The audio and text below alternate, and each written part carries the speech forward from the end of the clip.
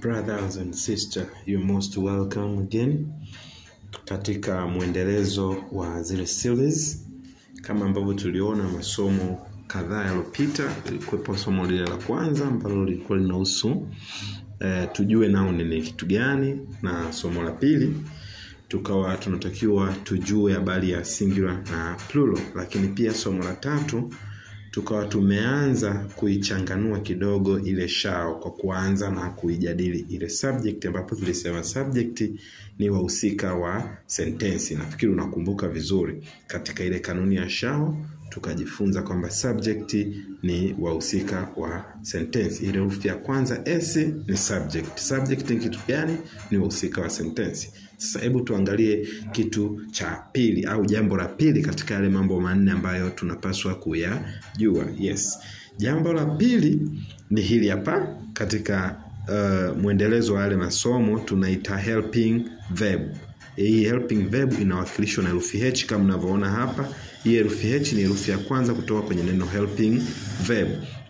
Yes. Kwa hiyo katika ile shao herufi ya kwanza ni S, herufi ya pili ni H ambayo ndio hii hapa tunaita helping verb. Sasa helping verb ni kitu gani? Helping verb is a type of verbs that helps us to know the time in the sentence, also known as assistant verb.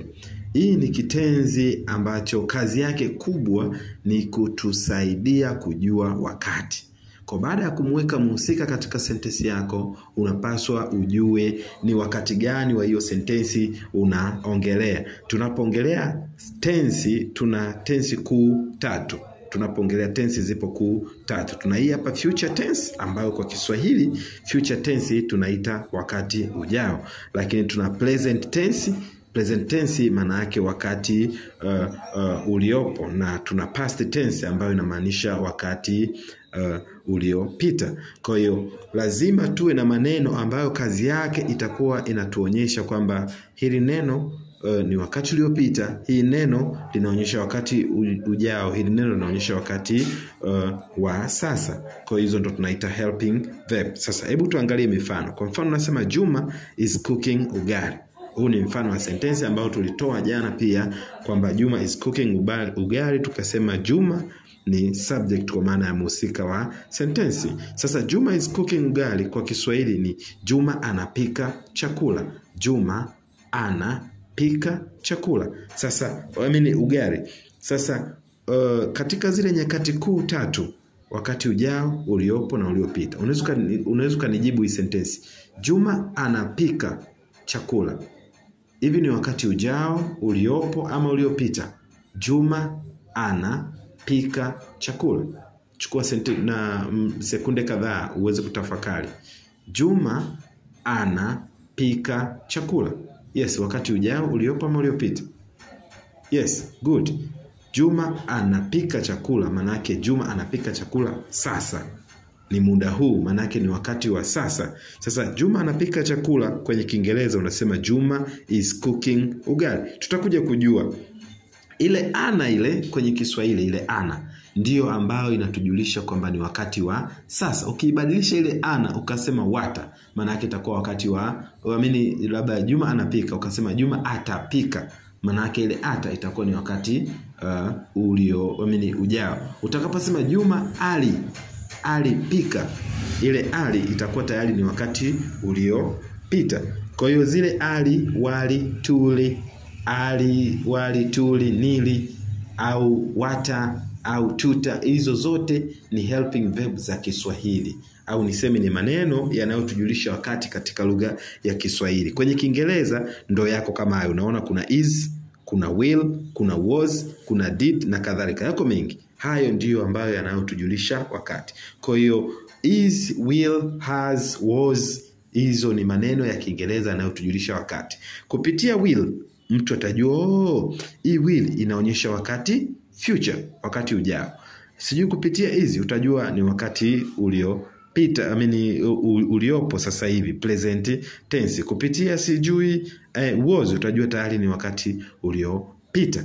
Kwa hiyo tutaenda katika kuangalia tense, tutakuwa kila tense tunaangalia ni maneno gani ambayo yanatujulisha wakati katika sentensi hii. Future tense ni maneno gani yanayotujulisha wakati, ni hili na hili na hili. Sijui present tense ni neno gani yanatujulisha wakati, ni hili na hili na hili. Cha msingi ni kujua kwamba helping verb ni neno ambalo linatujulisha wakati.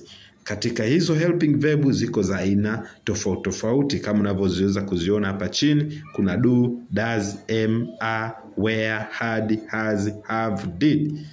Haina haja ya kuzikariri hizi kwa sasa hivi, lakini kikubwa zaidi ni kujua kwamba helping verb, hicho hapo juu, helping verb ni neno linalotujulisha wakati.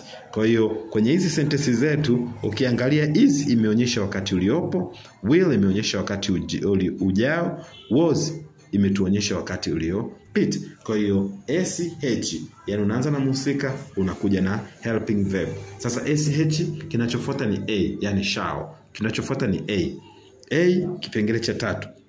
A ni nini? A ni action verb ambayo action inawakilishwa na herufi A. Herufi A ni herufi ya kwanza kutoka kwenye neno action verb. Sasa action verb yenyewe haya ni matendo ambayo yanafanywa na muhusika wa sentence, ambaye muhusika tumesema ni nani? Ni subject. Kwa hiyo action verb ni maneno au ni maneno yanayoonyesha matendo. Kwa mfano ukisema Juma has cooked ugali. Juma has cooked ugali. Juma ni muhusika wa sentence ambaye ndio Juma. Has ni neno ambalo limetujulisha wakati. Limetujulisha wakati gani? Tutajadili kwenye tense zenyewe husika. Alafu kija cooked ni neno ambalo limetuonyesha kitendo. Yes, kwa hiyo kuna cooked, kuna play, kuna playing, yote haya ni matendo.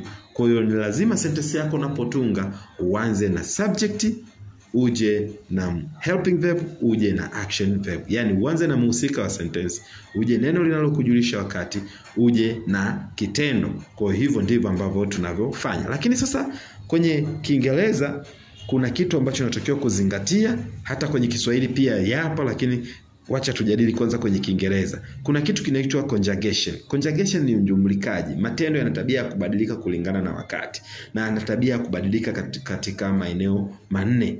Yes, kama vile kwenye Kiswahili neno pika, unaweza kusema kupika, walipika, tulipika, nitapika, watapika. Zote hizo umelinyumbua neno pika. Kwa hata kwenye Kiingereza yenyewe yana tabia kunyumbulika katika maeneo makuu manne pekee. Sasa hebu tuiangalie. Kwa mfano cook. Cook hii ni base form ambalo mimi huwa napenda kuliita tendo mama, ambalo ndo linachanua katika yale zile engo 4. Base form ni tendo mama, ni tendo mzizi au ni neno mzizi, ambalo hili neno mzizi sasa ili cook linaweza likawa cooking, linaweza likawa cooks, linaweza likawa cooked, linaweza likawa cooked. 1, 2, 3, 4. Tendo lolote lile, tendo lina sifa ya kubadilika katika maeneo manne. Ukija take linakuja taking, linakuwa takes, linakuwa taken, linakuwa took. Kwa nini yanabadilika hivi? Yanabadilika hivi kwa sababu unapaswa uya-apply au uyatumie katika tensi tofauti tofauti, zile nyakati tofauti tofauti. Tendo ambalo utatumia wakati uliopita sivyo ambavyo utatumia tendo la wakati wa sasa, na sivyo ambavyo utatumia tendo la wakati ujao. Kwa hiyo tutajifunza pia katika nyakati fulani inatakiwa nitumie tendo fulani. Kwa baada ya kujua hicho sasa twende tukaangalie kitu cha mwisho, ambacho kitu cha mwisho tunakiita object. Katika ile shall tunaita object. Object yani shall, shao, object. Object ni nini? Object ye mwenyewe tunasema is something or somebody that receives an action. Ni yule sasa anayepokea tendo. Mhusika anafanya tendo, alafu object anapokea tendo au anafanyiwa. Huyu ni mfanywaji, yule anayefanyiwa. Anaweza kawa mtu au kikawa kitu. Yote hiyo inikawa ni object kwa maana ya mfanyiwa tendo ama receiver of an action. Mfano wa sentence: Brian is eating Chinese food. Brian ndio mhusika wa mkuu wa sentence.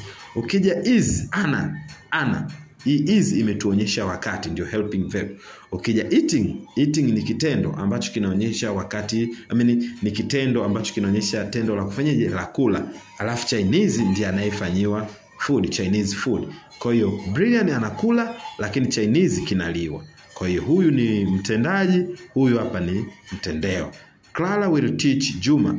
Clara ni mtendaji, Juma ni mtendeo, kwa sababu Clara atatenda tendo la kumfundisha ambaye ni Juma.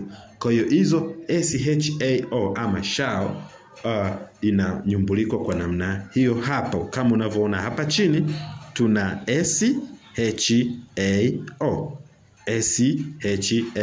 Kwa summary zaidi ni kwamba s ni subject, h ni helping verb, a ni action verb na o ni object. Yani s ni mhusika wa sentensi, h anatujulisha wakati, a anatuonyesha kitendo na o ni mpokea tendo au mfanyaji tendo. Sasa baada ya kujua hii kanuni ya shall, tayari utakuwa umepata msingi mzuri wa kuzijua tenses. Thank you so much.